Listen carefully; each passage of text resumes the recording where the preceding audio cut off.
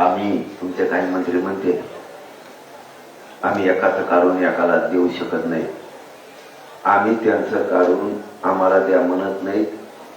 तुम्ही गैरसमज पसरू नका. महाराष्ट्रात आमचं आहे ते आम्हाला द्या म्हणतोय. त्यांचं काढून घेणं म्हणजे काय? ओबीसीला उदाहरणार्थ 32% आरक्षण आहे, त्यांच्यातलं 20% आम्ही काढून घेणं, मग त्याला काढून घेणं म्हणते. तर त्यांना 10% ठेवणं, याला काढून घेणं म्हणते. मंत्री संभ्रम निर्माण करते. आम्ही 32% ओबीसी आरक्षणातलं 20% मराठ्याला काढून द्या ओबीसीचं असं म्हणत नाही. 10% ओबीसी आरक्षण 32%तलं ओबीसीला ठेवा असं आम्ही म्हणत नाही. आम्ही म्हणतोय आमच्या ज्या नोंदी आहेत त्या ओबीसी आरक्षणात आहेत, आम्ही ओबीसीतच आहेत.